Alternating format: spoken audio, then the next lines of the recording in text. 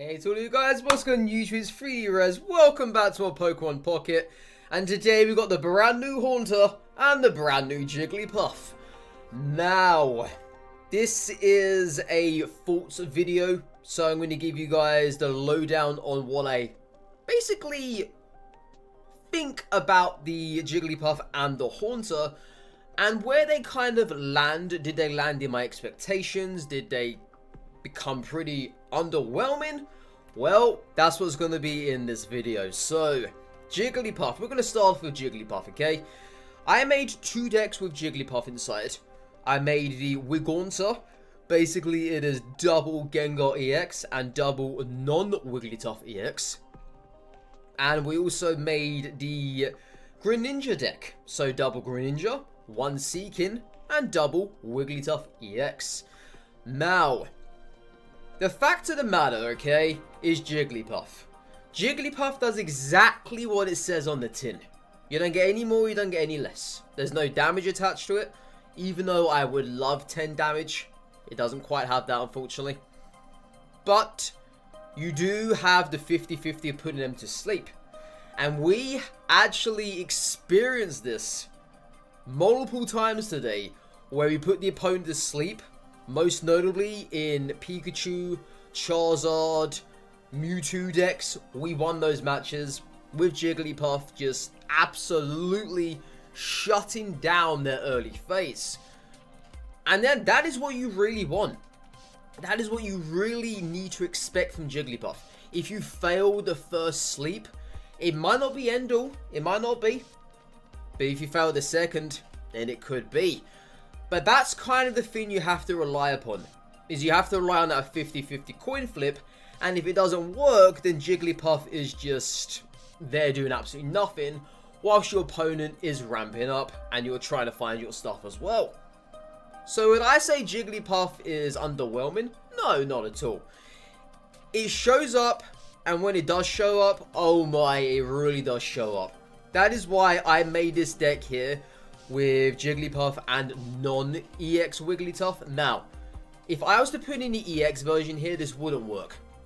Purely because you have the Gengar, which is obviously free energy, it's got to get going. But with Wigglytuff, if you put an opposing Pokemon to sleep, and the very next turn, you can then Wigglytuff, you can get the ball rolling. And I had this a few times where the opponent just couldn't keep up.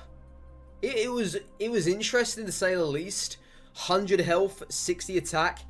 It's a little bit bulky. It can take a lot of hits in the correct way.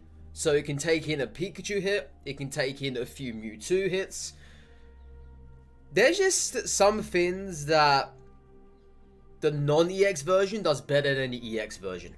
So it comes online earlier, obviously. But at the same time, it creates that early game pressure. No one's going to expect you to drop this thing on the board. No one. They're all expecting you to play the EX version instead. So when this comes out, obviously after you have put the opposing Pokemon to sleep, you can get some nice things happening. And at times you can put them in a frenzy, especially if they can't literally wake up. You can get them panicking. And we had that today a few times where you can tell they were getting frustrated, as it literally says waiting for opponent and the coin is on the screen and they're not doing anything for like a good 5 seconds. You kind of got to think what's going on in their head, right? But yeah, they were kind of getting frustrated in some matches, but it was funny, honestly, just to see a pink demon actually doing work. I know, shocker, right? But Jigglypuff, I would say, has met my expectations. And it just feels good. Obviously, you gotta land that coin flip. If you don't get that coin flip, then it's a sitting duck at that point with no damage, which is the problem. And if you get this thing on the active, and you don't have anything on the bench, it's just that and nothing else. That's also the issue, right? And of course, they can evolve on top of the sleeping Pokemon. They can do all of that, and that shuts this down. And by that time, anything that's evolved will kill this off. So you got to bear that in mind. But Jigglypuff, new one, is pretty interesting. And do I see it popping up in a lot of decks? Probably not.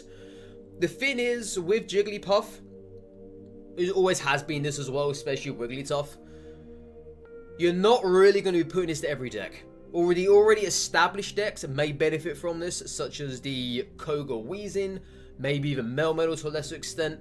There's probably more out there. But I would say that it's going to be better in established decks, and it's very hard to put this into a non-established deck. But I like the card. I really do. And I think it adds a lot of value to when it's needed the most. Now, Haunter. So this is the only deck I made this in. Because quite frankly, it doesn't make Gengar any more appealable. I was trying to go for the double non-EX route, but of course I don't have double non-EX Gengar. So I went with the one non-EX and the one EX. It wasn't very good. I wanted it to work. I did. Maybe if I had two non-EXs, it might have worked a little bit better. But Haunter is a strange one. So obviously, if you land a Tails, you're going to get no damage that turn.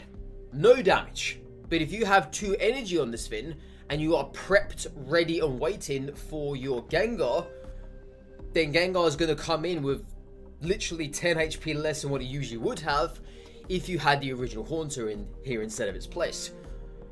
I had it a few times where I could have very easily just disrupted the opponent, but of course Haunter didn't want to flip her heads. Of course not, because why on earth not? And that lost us the match. I think that happened 2 or 3 times actually. It's a pain when this doesn't work, and you can really see things lagging behind when it doesn't work. This is more of a gamble than the Jigglypuff one. I'm just going to say that now. This is far more of a gamble than Jigglypuff. Again, it doesn't really make Gengar any more desirable, any more appealable to someone who may not have liked him before. I don't think you can like him anymore now with this edition. Quite frankly, I don't. Maybe you might see more non-EX Gengars popping up. Probably. Probably not. Will you see them replacing Alakazam and Mewtwo?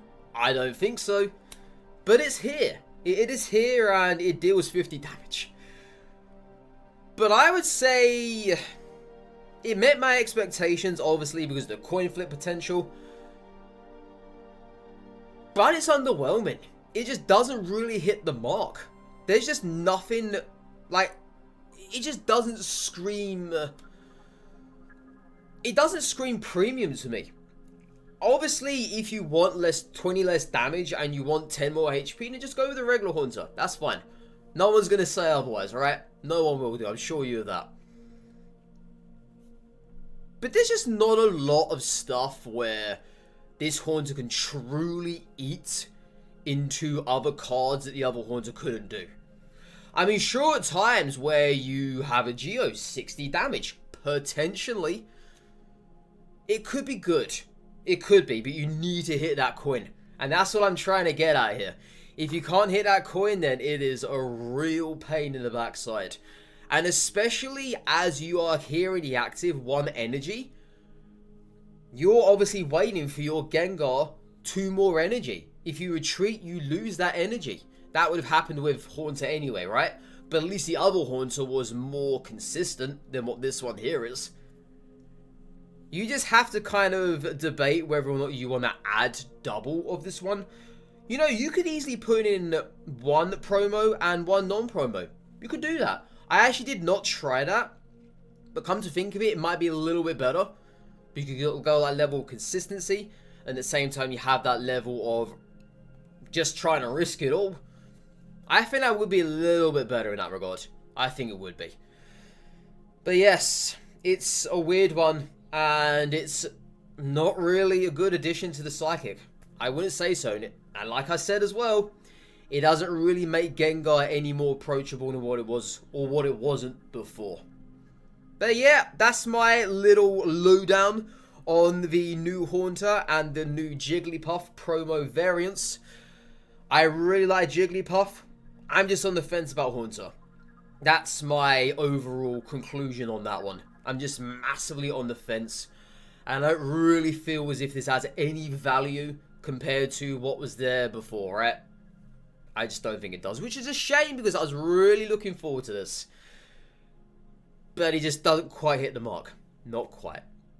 But other than that, guys, thank you so much for watching this video. I really do appreciate it. If you don't really, please hit that like button. Hit that subscribe button as well. Let me know in the comments below if you will be trying out the brand new Haunter or the brand new Jiggly. Maybe in the same deck, or maybe in a different deck entirely. But other than that, guys, take care, stay safe, all that good stuff. Love your day, whatever you're doing. Found this on the next video, next live stream.